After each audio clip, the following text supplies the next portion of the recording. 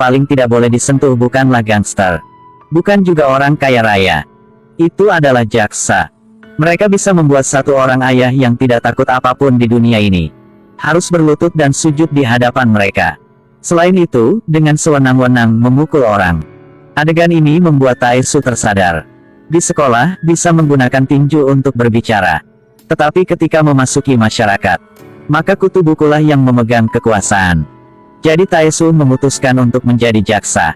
Tapi dia hanya pria yang tahu berkelahi sepanjang hari. Jika pertempuran bisa berdiri di paling atas. Tapi jika mau belajar, baru melihat buku sudah mengantuk. Guru juga tidak mengharapkan apapun padanya. Tapi Taesu mengetahuinya secara tidak sengaja. Konten yang tidak dapat dipahami di kelas dapat dengan mudah dipahami di lingkungan yang bising. Sepertinya membuka pintu ke dunia baru. Maka berkat cara belajar yang istimewa ini, belajarlah di tempat yang bising. Tidak lupa untuk membaca buku ketika pertempuran. Saat makan juga membaca buku. Cepat naik posisi dari 58 ke 12. Kemajuan sangat cepat sehingga guru mengira dia curang. Menamparkan wajahnya, lalu memukul dia juga. Tetapi segera harus menawarinya makan untuk meminta maaf. Karena ketika membiarkan dia melakukan tes sendiri, dia masih mendapatkan hasil yang baik. Gangster tidak menakutkan adalah gangster yang berbudaya. Taesu dengan cepat mendapat posisi pertama di sekolah, lulus ujian dan masuk universitas. Kemudian lulus ujian untuk memasuki profesi hukum. Dia tinggal di kamar 2 meter persegi, belajar keras selama 2 tahun. Kerja keras akhirnya membuahkan hasil. Dia berhasil lulus ujian. Orang bodoh ini menjadi kebanggaan semua orang di desa. Tapi ini baru permulaan, kesulitan masih ada di belakang. Menjadi jaksa, mendapatkan pekerjaan bergengsi. Menikah dengan istri yang kaya dan cantik. Semuanya berjalan ke arah yang benar. Tapi setelah kerja selama 2 tahun, Taesu mengetahuinya. 99% jaksa seperti karyawan biasa. Harus berurusan dengan hal-hal kecil setiap hari. Apalagi tidak ada istirahat. Hanya 1% orang yang berkuasa. Taesu ingin menjadi salah satunya. Tapi tetap belum ada kesempatan. Hingga suatu hari, dia melihat kasus seorang mahasiswi yang dianiaya. Tersangka adalah guru olahraga gadis itu. Ayah orang ini adalah anggota parlemen. Jadi saat menghadapi jaksa, dia tidak takut. Apalagi otak ibu gadis itu tidak normal.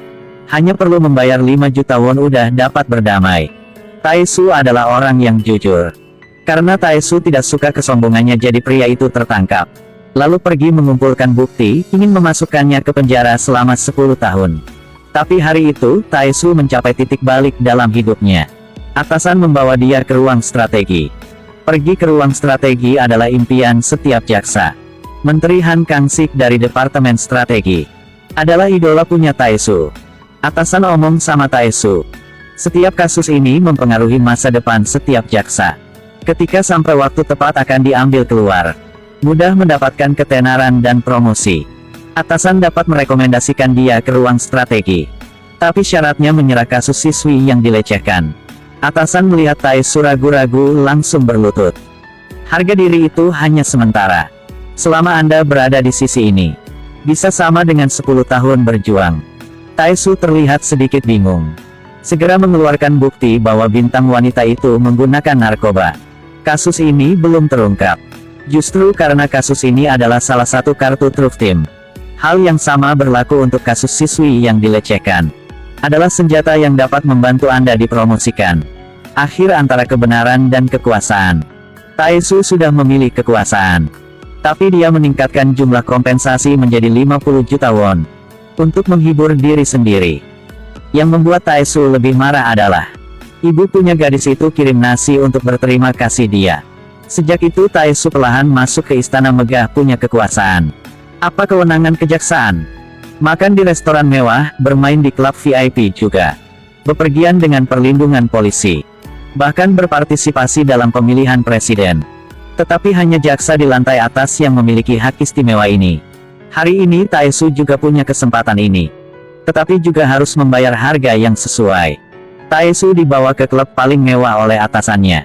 Di sini dia bertemu dengan pelaku kasus pelecehan siswa perempuan itu. Dia melawan hati nuraninya dan membatalkan kasusnya. Pria itu ingin berjabat tangan dengan Taesu. Taesu tidak tahu harus melakukan apa sekarang. Semua itu dilihat oleh Menteri Han. Taesu baru mau pergi. Menteri Han melempar sebotol anggur untuk menghentikannya. Lalu menamparkan wajah Taesu. Buang saja martabatmu. Dan pemikiran kuno itu. Tidak mudah untuk mendaki ke sini. Sudah mau turun lagi. Taesu tidak menolak. Sebaliknya, tetap menjaga iman, dia akan bisa mendaki posisi tingginya. Dia bahkan minum segelas dengan guru itu. Menunjukkan bahwa permusuhan antara kedua belah pihak telah terhapus. Taesu tahu, jika ingin mendapatkan gaji sekitar 4-5 miliar satu tahun. Atau menjadi pejabat tinggi di pemerintahan. Dia harus berpihak pada orang-orang ini. Setelah pesta selesai, guru itu agresif sama dia. Mengatakan bahwa besok akan mencari siswa itu lagi. Taesu marah ingin pukul orang itu, tiba-tiba. Ada bayangan bergegas ke situ dan memukul pria itu. Lalu tendang beberapa kali dengan kakinya. Ternyata itu adalah teman Taesu, Choi Do-il. Do-il menjadi asisten kuat geng anjing liar. Saya seperti bos saya yang berada di belakang menteri Anda. Tutupi masalah untuk dia. 2 orang, 1 benar dan 1 jahat. Jalan menuju promosi tak ada yang bisa terbendung. Choi Do-il pukul pria itu jadi harus masuk penjara 1 tahun 6 bulan. Tetapi dengan bantuan dari Taesu, 8 bulan sudah bisa keluar dari penjara. Dalam waktu Choi Do-il di penjara, Taesu sudah menjadi lengan kuat punya Han Kang-sik. Kekuatan semakin tumbuh. Pada saat yang sama benar-benar meninggalkan keadilan. Selama kasus yang mereka tangani pasti akan menang. Apakah seorang taipan atau pejabat tinggi harus tunduk di depan mereka? Istri Taesu menyinggung atasannya. Ditugaskan untuk melakukan berita pagi. Menteri Han melakukan 1 panggilan telepon. Telah dipindahkan ke time malam. Mereka bisa dikatakan sebagai kelompok gangster yang tidak ada yang berani menyentuh. Untuk setiap kali pemilihan umum, Han Kang-sik akan berada di pihak yang menang. Karena data gelap lawan segera ditangkap oleh mereka. Tunggu waktu yang tepat untuk mengeluarkannya. Pasti bisa menang. Data hitam dapat menciptakan efek negatif. Tapi ada juga solusinya. Bawa skandal bintang wanita yang telah dipersiapkan sejak lama. Diumumkan ke publik. Gunakan skandal untuk menutupi skandal. Benar-benar dapat memecahkan semua masalah. Siapa yang naik pejabat dan siapa di penjara dikendalikan oleh mereka. Tindakan arogan seperti itu menjadi sasaran oleh jaksa wanita yang saleh Park Si-yeon. Ingin menggulingkan Menteri Han. Harus mengambil tindakan dari bawahannya, Taesu. Ingin Taesu membuka mulutnya untuk mengatakan kelemahan Han Kang-sik. Hubungan dengan gangster adalah Choi Do-il. Ini adalah titik dalam kasus yang sangat bagus. Pada saat itu, Choi Do-il cepat memperluas kekuatan. Pada saat yang sama, dia diam-diam makan banyak uang dari bos. Bos tahu apa yang terjadi tetapi tidak menghentikannya. Karena pemilihan umum akan datang. Dia membutuhkan perlindungan Menteri Han. Jadi tidak bisa banyak pikiran. Hubungan Choi Do-il dan Taesu sudah diketahui oleh musuh. Karena itu, Menteri Han tidak bisa mendapatkan posisi jaksa agung. Marah lalu pukul Taesu. Sekaligus mengusirnya agar tidak kena hukum. Choi Do-il juga ditangkap oleh Menteri Han. Dia merasa kasihan pada bawahannya. Jadi biarkan Taesu mengambil uang yang dia curi dan membaginya untuk bawahan dia. Tetapi Taesu membawa semua uang itu beri ke bos punya Do-il. Jika Choi Do-il keluar dari penjara masih ada kesempatan untuk hidup. Tapi Taesu meremehkan kekejaman orang-orang ini. Taesu diinterogasi oleh jaksa Park Si-yeon. Tentang Menteri Han. Dia pura-pura tidak tahu apa-apa. Lalu balik ke Seoul untuk memberitahu kepada atasannya. Tapi dimarahi sama atasan. Katakan padanya untuk menjauh dari mereka, jangan bawa mereka ikut terlibat. Sekarang Taesu sudah mengerti. Bahkan Choi Do-il keluar dari penjara dia juga tidak ada muka untuk bertemu dengannya. Hari itu Taesu sedang mabuk berjalan di jalan. Tidak tahu jika Choi Do-il mau bunuh dia. Karena Choi Do-il menemukan bawahan dia tidak mendapatkan uangnya. Dan brankas dia sudah kosong. Dalam HP, Taesu juga tidak banyak menjelaskan. Tapi melihat teman sangat lelah. Pada akhir Choi Do-il tidak bisa melakukannya. Mereka hanya bidak catur. Dia pasti tidak berdaya makanya menghabiskan semua uangnya. Taesu di jalan pulang ke rumah, tiba-tiba ketemu dengan Han Kang-sik. Kata padanya mau ajak untuk makan malam. Taesu berpikir akhirnya ada harapan bagi dia juga. Tetapi Choi Do-il mendengar informasi dari bawahannya. Jika Menteri Han menjemput Taesu untuk membunuhnya. Jadi mengabaikan saran bawahannya. Langsung bawa mobil ke sana untuk hentikan. Saya harus melindungi dia. Saya sudah setuju dengan dia. Akhirnya ambil kesempatan untuk menabrak mobil mereka.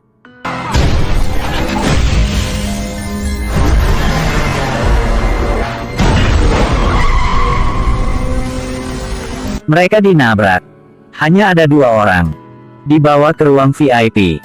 Setelah Taesu sembuh, tidak sengaja bertemu dengan bawahan Choi Do-il, baru tahu bahwa Choi Do-il mempertaruhkan nyawanya untuk menyelamatkanmu. Dia bahkan berpikir Han memiliki niat baik dan ingin bantu dia. Tidak menyangka jika Han niat untuk membunuh dia untuk menutup petunjuk. Setelah selamatkan Taesu, Choi Do-il bersembunyi selama 6 bulan. Lalu dia memberi jas yang bagus. Pergi mencari bos geng anjing liar untuk membalas dendam. Tetapi dia tahu dia bukan lawannya. Karena dia tidak mau bersembunyi lagi. Akhirnya Choi Do-il mati di tangan bos dia. Sekarang Taesu baru merasa menyesal. Sepanjang jalan dengan keinginan kekuasaan.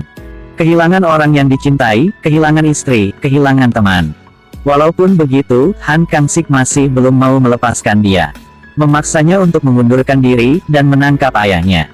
Taesu pingsan, minum sepanjang hari. Hasilnya dibawa masuk ke rumah sakit. TV ada berita presiden pendahulu sudah bunuh diri.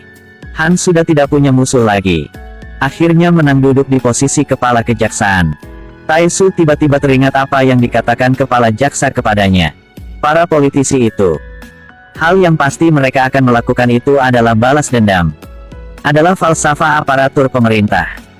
Taesu juga melakukan seperti Choi Do-il. Menggunakan uang tersisanya, beli setelan yang bagus.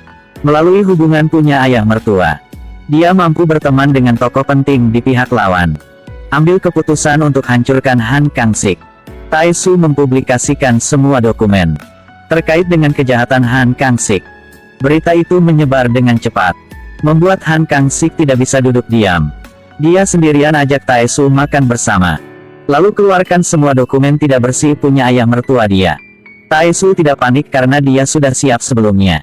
Langsung berkata, Han Kang-sik lewat istri di luar negeri untuk mencuci uang. Sekarang mereka sudah seperti api dengan air. Lalu orang dari geng anjing liar memberikan kesaksian. Fakta bahwa Han Kang-sik berkolusi dengan geng. Meskipun situasi saat ini tidak baik, konferensi pers kuno semacam ini tidak cukup beresonansi. Akhirnya Taesu punya langkah besar. Melepaskan kesempatan untuk mencalonkan diri sebagai anggota parlemen. Mengumumkan bahwa dia akan mencalonkan diri sebagai presiden. Ini juga berarti dia menjadi pesaing di Seoul. Taesu ingin semua orang percaya bahwa bukan untuk balas dendam, tetapi karena dia sangat menginginkan reformasi peradilan. Tindakan ini dengan cepat menarik perhatian wartawan. Kepala jaksa Han Kang-sik sudah gagal. Pada akhirnya dia dihukum berat. Atasan sebelumnya juga ditangkap karena kejahatan lain. Dan bagaimana dengan hasil pemilu? Sutradara membiarkan pemirsa menilai sendiri.